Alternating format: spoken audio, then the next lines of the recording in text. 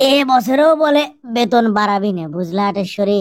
অমুকে বাড়ি আলাও কয়াত হচ্ছে যে জানুয়ারির থেকে ভাড়া বেশি করে দেওয়া লাগবে। কি যে করি, মাথায় কাম করিচ্ছে না। তুমি কোনো চিন্তা করো না, বুঝছো?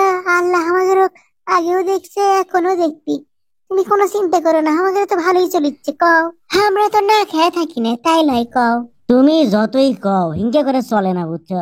দুটো শীত গেল, তোমার একটা সোয়েটার কিনে দিবার পানো না। আমার কি ভাল লাগে কও? আমার তো এগুলো ভাল লাগে না। সোয়েটার কি আমার নাই?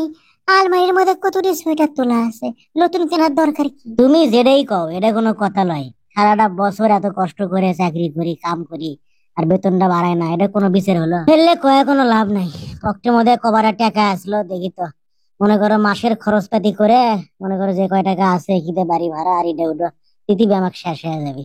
এই জিনিসপত্রের দাম 2 বছরে হয়ে গেছে ডবল, আর বেতন বাড়ানোর সময়। শোনো, আমরা একটা কাম করি, চলো আমরা কাপড় ব্লগ শুরু করি, বুঝছো? ব্লগ টলগ করি, ভিডিও বানাই, তাহলে আমাদের না শৌলিক দেখি এগুলা কাম হয়। ওগুলো রং ঢং কি আমরা করে পাবো? তাই ওগুলা করলে মানুষ কি করবে আমাদের? ভাল লাগে না। আল্লাহ, কি যে করি! অভিশাপ, অভিশাপ, বুঝছো? বাংলাদেশত কোম্পানি চাকরি করা হলো অভিশাপ। ইচ্ছে মতো খাটে লাই, কিন্তু মূল্যায়ন করে না। অভিশাপ।